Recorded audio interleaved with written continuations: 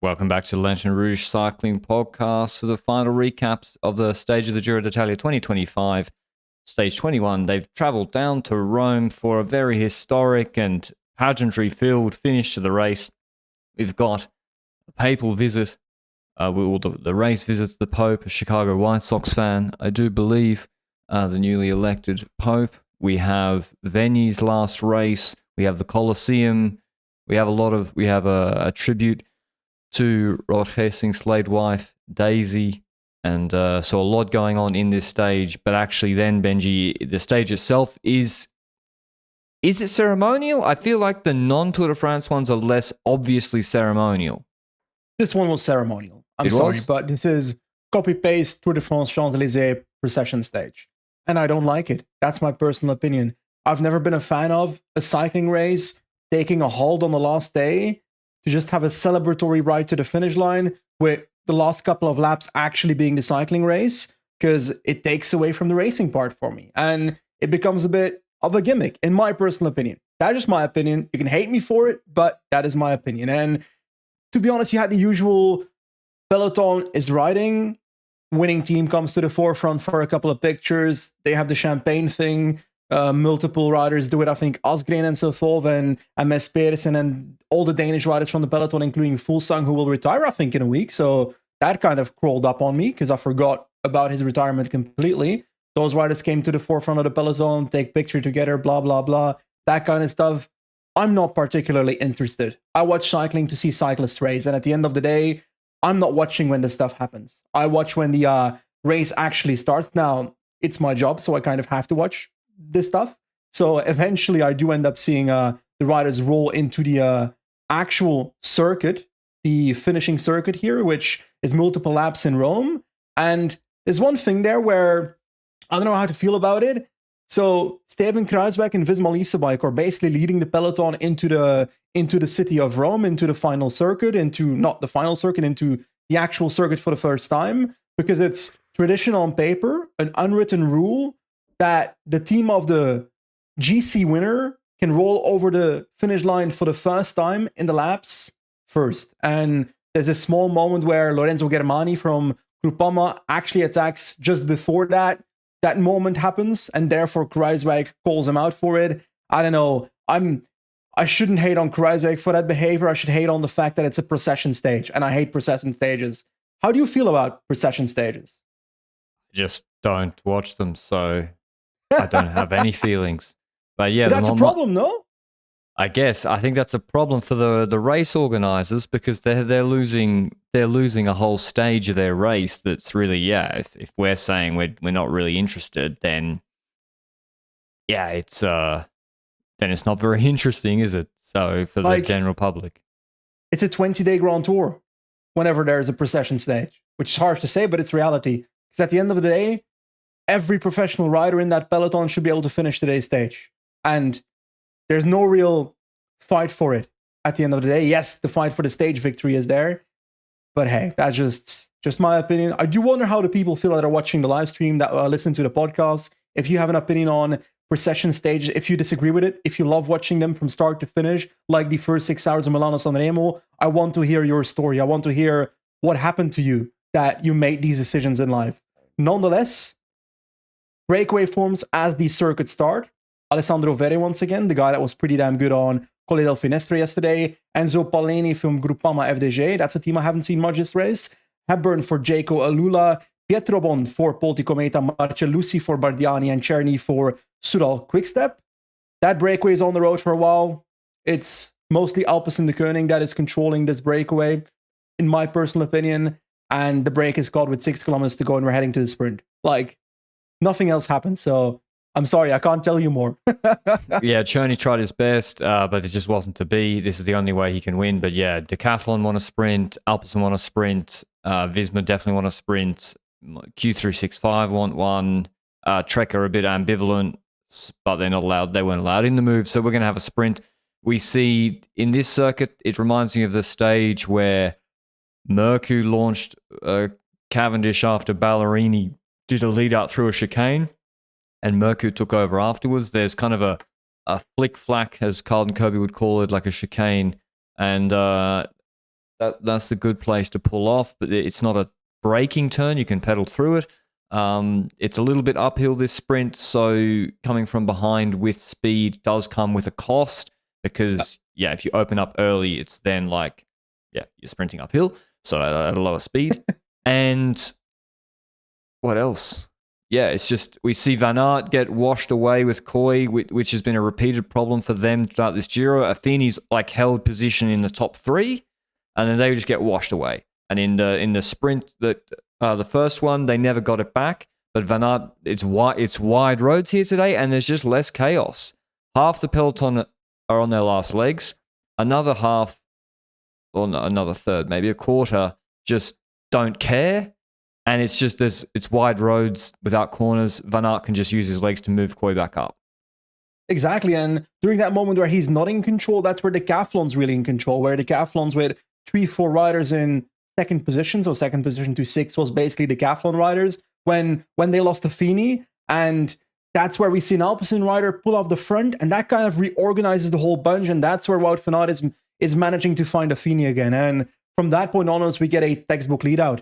I don't know what else to add here. Like, Affini starts pedaling pretty damn harder and harder, and eventually it's down to Wout van Aert's turn, and then the question is, who is in the wheel of Olaf Koy? Because we see riders fighting for the wheel of Olaf Koy. We don't see necessarily other lead-out trains in the last kilometer and a half trying to come past the Visma Lease bike train. We see the likes of Pedersen fighting with, I think, Kanter for the wheel of Olaf Koy. That were the riders that were trying to get that wheel. Eventually, Pedersen wins that shoulder fight, and Kanter has to take the wheel of Pedersen. And then the question for me is, okay, who else is in the running? Moschetti I see there. Which other sprinters do I see? I'm not really visualizing Van Uden right now, so it's between Koy, Pedersen, maybe a Kanter, but I don't see him as the rider that has that speed to even compete in the first place. And on the other side, maybe Moschetti, but Koy from the position of Wout should always win that sprint.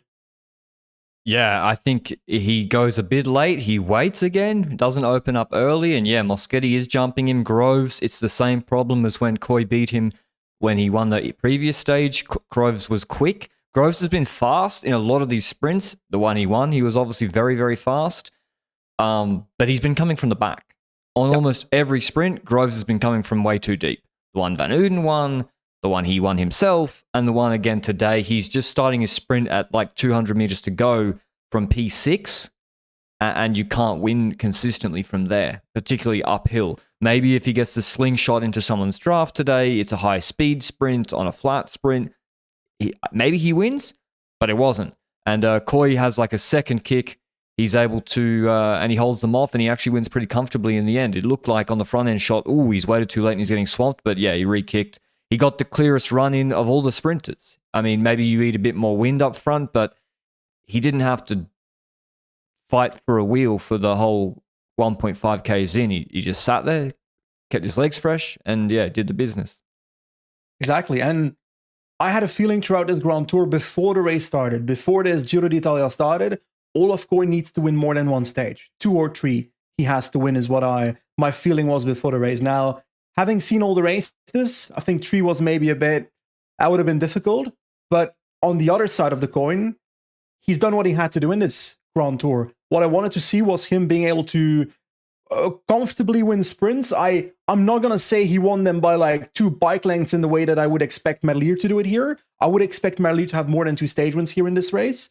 But on the other side of the coin, Olaf Koy did what he had to do. He won 2 stage wins in this Grand Tour, and in doing so, well, pretty great outcome for Visma Lease bike, I would say, this Grand Tour. Winning GC, not bad. Winning 2 stage wins with Koy, not bad. Winning a stage with Wout van Aert as well. Like, before this race started, you would also say Wout van Aert should win a stage here, but in the way he won it being the Siena stage, that's an overperformance compared to my expectations. Because yes, I saw Wout van Aert as one of the favorites for that Siena stage, but it just felt so impressive, you know? Does that make sense? Yeah, it was good to see Van Aert come good in this race. I feel like he rediscovered himself in this race. Yeah. Confidence matters. Confidence-wise, winning, lead-outs, etc. Mountains helping Yates win the Giro. He was kind of the all-round everyman. But yes, Koy wins the stage ahead of Groves, Moschetti third, Pedersen, then Lamperti was 5th. Canter 6th, Filippo Baroncini got the lead out today for UAE. So he got to go. He came 7th. Aula 8th, Zanichello 9th, Lonardi 10th. Sam Bennett, not a great finish, 12th. I think I put the curse on him by picking him every day. And except yesterday. Except yesterday, indeed. Then you cursed Groves. We'll do all the jerseys in our recap podcast dropping tomorrow. But yes, indeed, Simon Yates wins GC. 356 ahead of Carapaz. 356 ahead of Del Toro. 443 ahead of Carapaz. Sorry, I had a long drive today. After watching this procession stage, Benji, because we're not going to talk about it in the recap, why don't we talk about then, more processions? So you wish this had like a hilly circuit around Rome. Or a time trial at the last stage of a Grand Tour. I'm not a fan of it just being, or just a race. I don't care about the whole champagne shit. I want to see a race. And whether it's a hilly circuit, like, we're going to drive into the discussion here with the fact that the Tour de France 2025 will end with a 21st stage, which is on the Champs-Élysées again, but this time it's with multiple versions of Montmartre. Montmartre is the climb from the Olympics last year in Paris.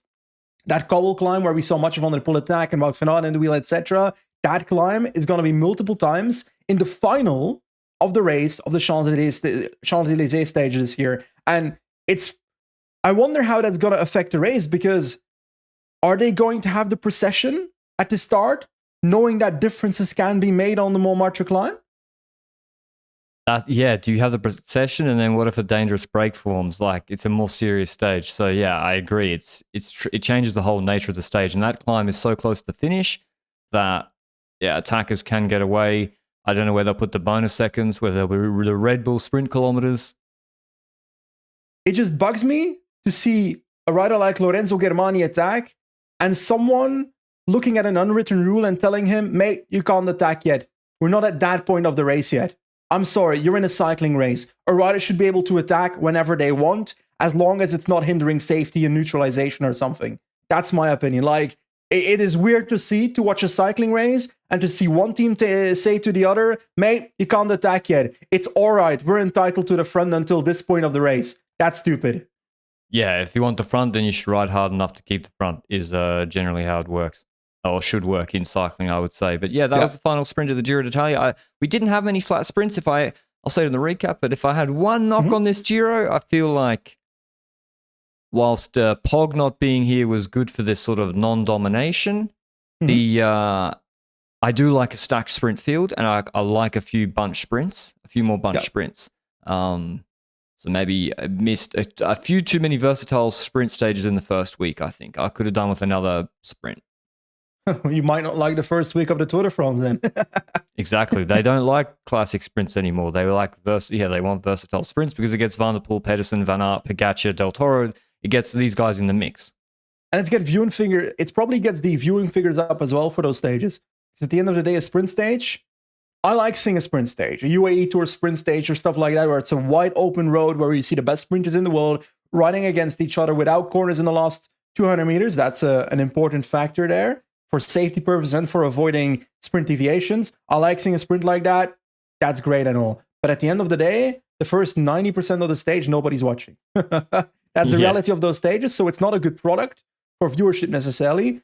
Question, would it affect our entertainment levels of a sprint stage if it was just a 1 hour stage? If it was a criterion, like the Villa would, if it was just a crit and they did the presentation.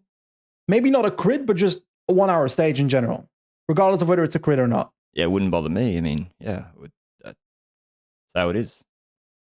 Because, yes, fatigue matters. It impacts sprints as well. It needs to, the cycling world, Grand Tours need stages where it's 180 kilometers, a mountain in the middle that affects potentially the sprint at the end. There's a dynamic to a stage like that. But a completely flat sprint stage, I don't care if it's 20 minutes for all I care. I just want to see the sprint. Yeah, exactly.